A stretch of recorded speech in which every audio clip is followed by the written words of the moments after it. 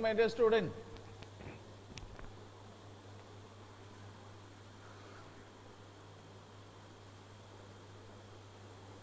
Good afternoon. Thank you. So, again I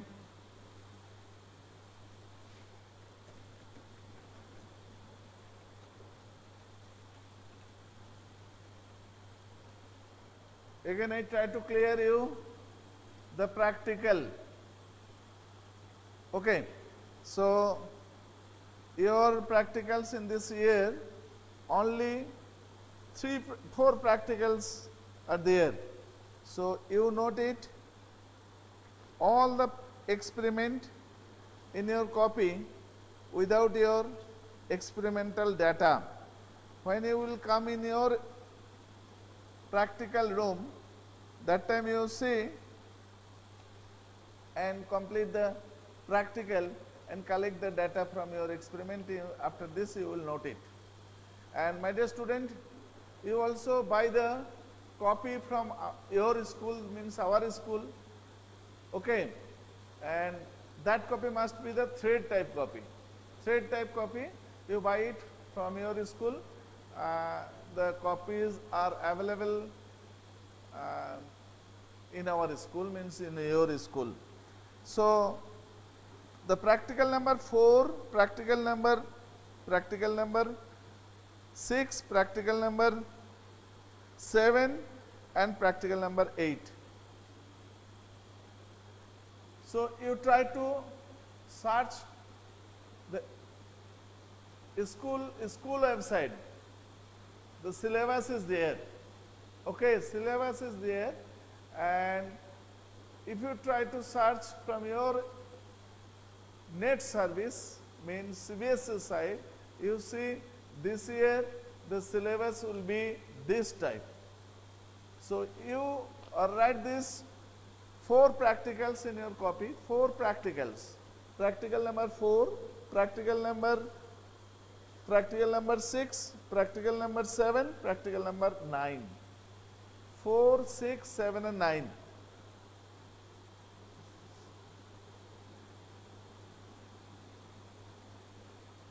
How this is, sir, could you once tell the practical aims? Aims,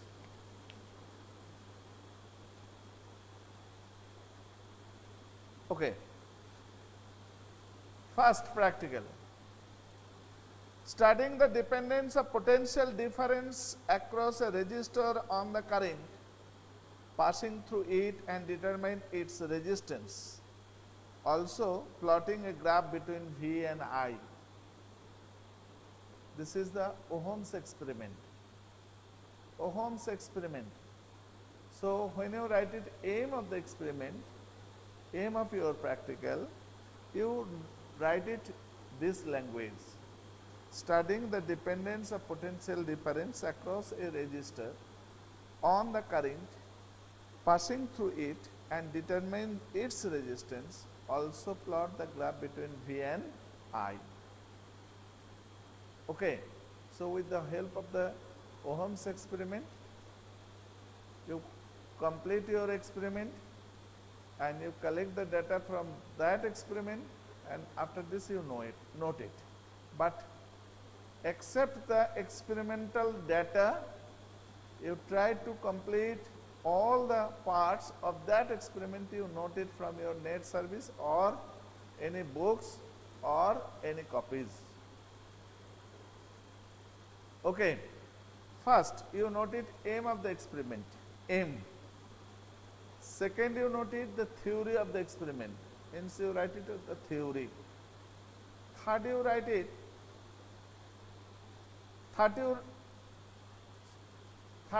it, the observation table.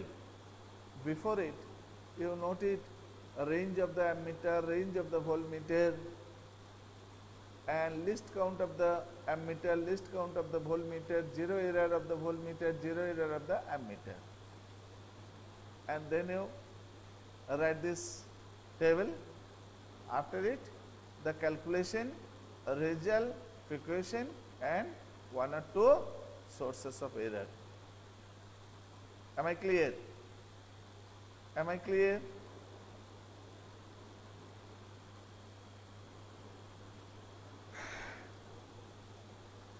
Second practical, determine the focal length of a concave mirror and a convex lens by obtaining the image of a distant object. So, this practical is also very easy. You can complete it in your home. You buy a lens, each and every families, you know it, the convex lens is there, convex lens, magnifying lens is there. So, with the help of the convex lens, you can complete your practicals. And concave mirror means if you try to buy it, you can easily buy, or saving box or the makeup box. One mirror is there, concave shape, that mirror must be the concave mirror. Okay. So, with the help of the concave mirror, you can easily find out the focal length of that concave mirror. How it is? Now, first you see distant objects. Suppose you consider a tree or a pole or a house, means building. Suppose you see it and you try to focus it on the wall, and move in this method, and if a sharp image create on the wall. When you see the sharp image on the wall, that time you fixed it, the mirror, and the distance between the mirror and the wall, that is the focal length of the mirror, because you know it, from the theory. Suppose you consider the convex lens. From the sun, the sunlight is coming, and those light are focus on a point, means this point. If you put it a piece of paper, you see the paper will be burned. That means it is the focal length of the, you fixed it and you measure it the length, that is the focal length. That is the focal length of the lens. So, you can easily calculate it. Or if you see a tree is here, okay, with the help of the concave mirror, okay, you see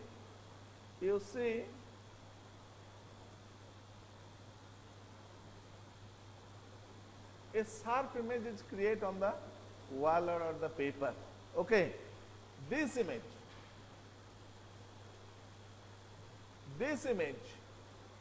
is the skin, that means it is on the focus. So, the focal length of the mirror is the length of this. So, you can easily calculate the length of it, and that is the rough focal length of the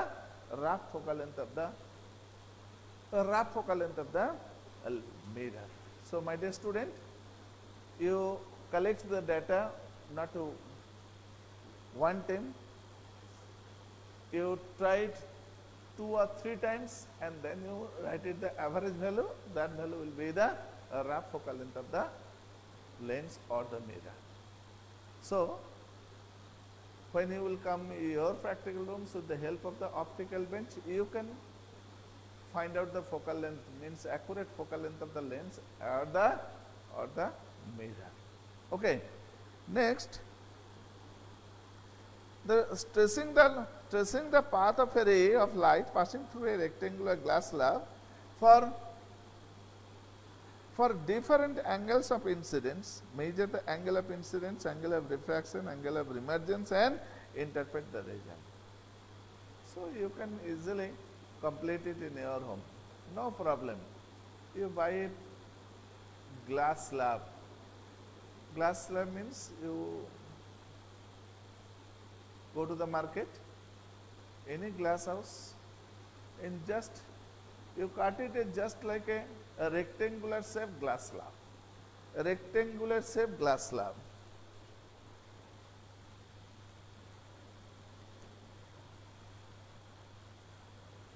Means this type. A rectangular shaped glass slab. Okay.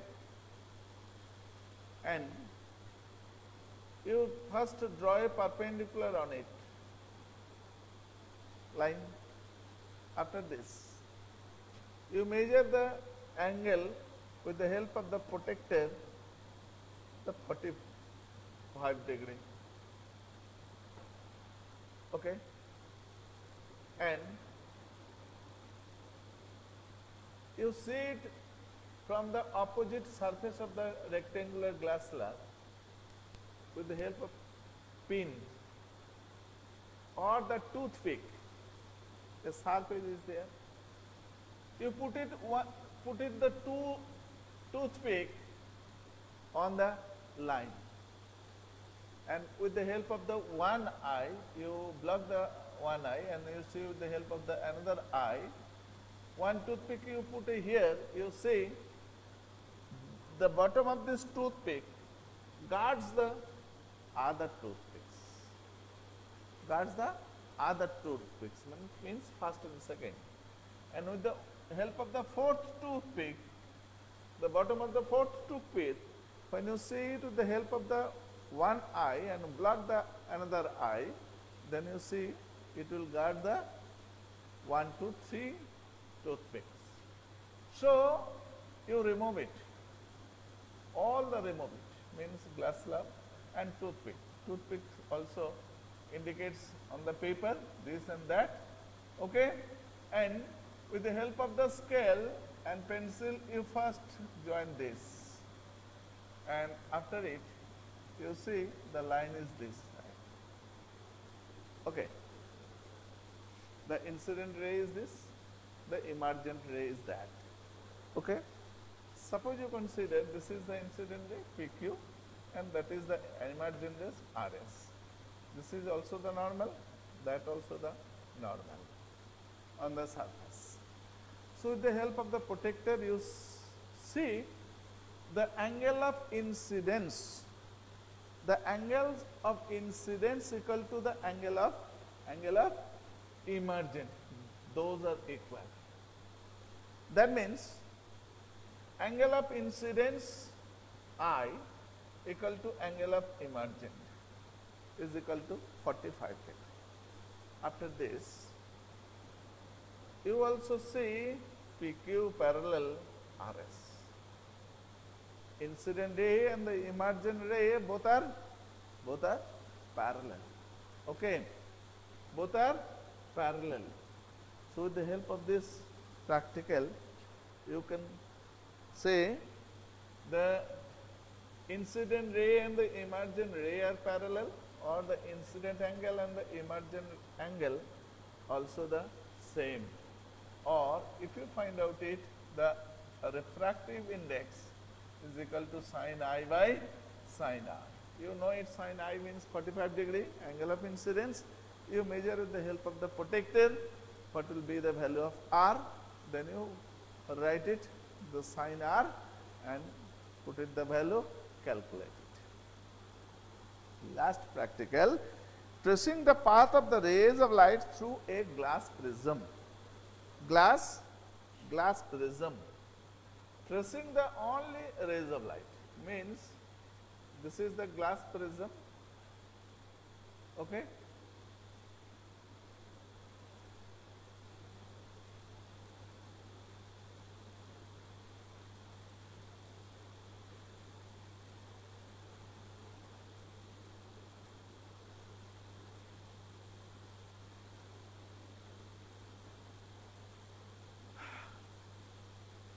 Any question, Chetana?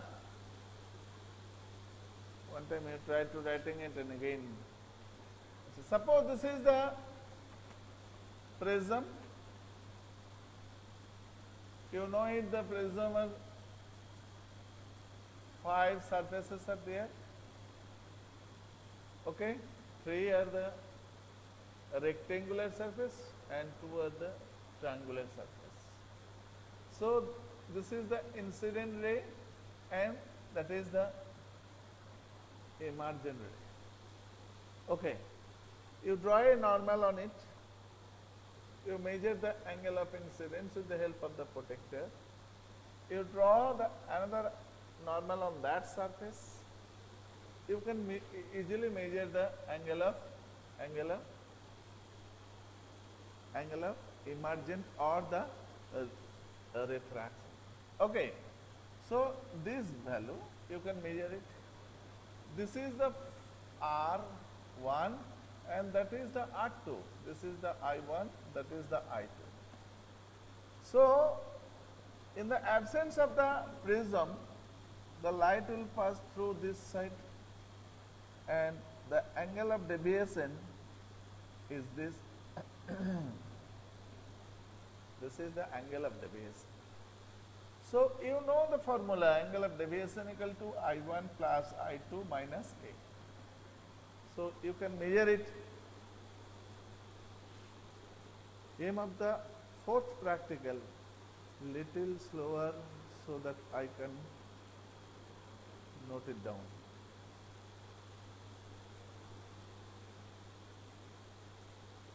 Aim of the fourth practical. Aim of the fourth practical, tracing the path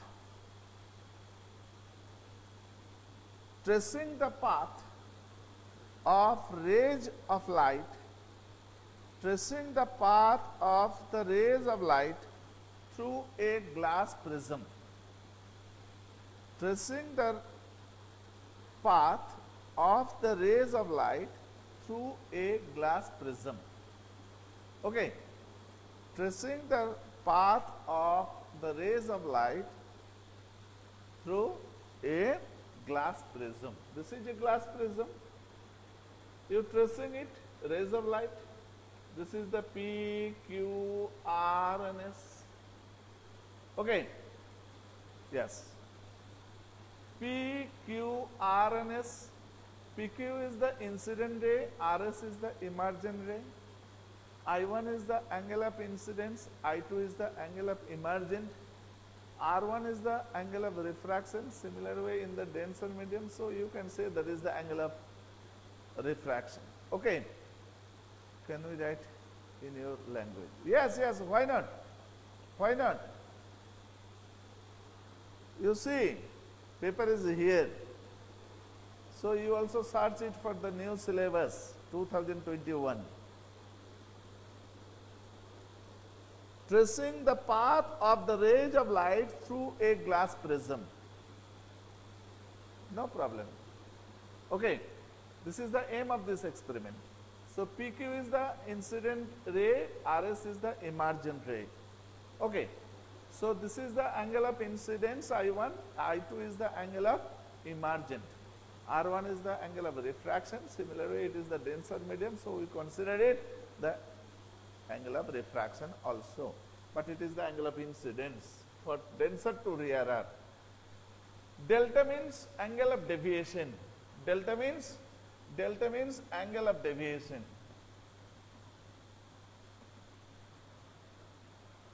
Delta means angle of deviation, delta equal to I1 plus I2 minus A. The value of I1 you can measure it with the help of the protector. The value of I2 you can measure it with the help of protector. And value of A you can measure it with the help of the protector. That value most probably 60 degree. So you write here and you can easily find out the value of angle of deviation for the particular prism. For the particular prism, different prism, the angle of deviation will be different. If you wish, you try to find out the refractive index of that glass prism, refractive index of the glass, that means the glass prism. You know it, the formula is n equal to sin I by sin R1. So, the value of I1 you know it, you can measure the value of R1. So, you can easily find out the value of refractive index of glass, but it is not the required up to this portion. Okay, this portion. So, my dear student, you can try to write it, you can try to complete it your practical copy, because you know it for the current situation up to November, December, when you will come in your school, I don't know, you don't know. So, if you will come your school December, that time you complete your practical and note it in your practical and you submit it your practical copy and sign it after the exam, means last exam, that time it will be very tension. So you try to complete it, all the practicals, note it in your copy. You buy the copy from our school, means your school, and you note it in this method. Okay, 4 practicals, but before this year, 8 to 10 practicals completed. So in this year, for the current situation, the number of practicals will, you see the decrease. So only you noted the 4 practicals in your copy. Okay.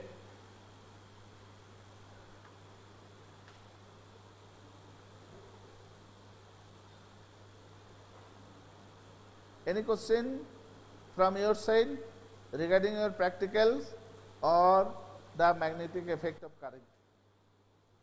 Any question?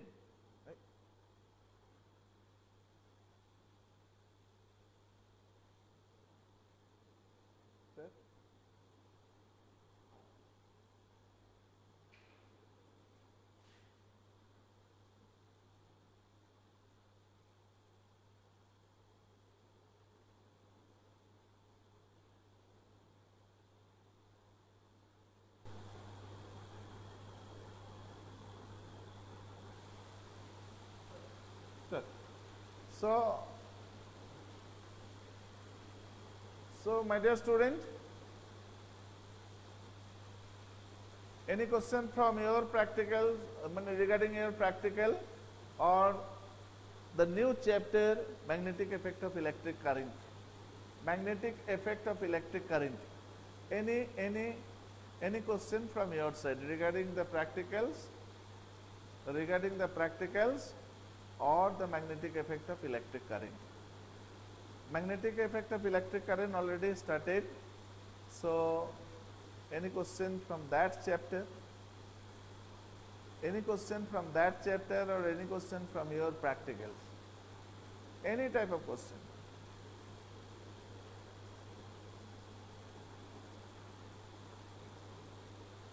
Subhajyoti, you are present here.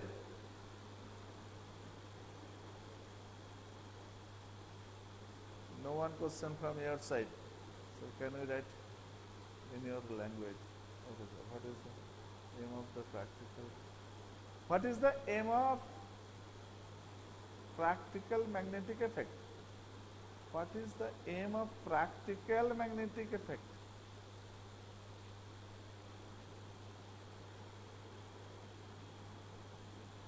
Chetana, you write again. What is the aim of practical magnetic effect means? I don't know. Any question from your practical side or the new chapter, the magnetic effect of electric current? Can't understand where you will be the north and south pole of the electromagnet. Okay, it will be very complicated. When you will come in your school, practically I will try to clear you.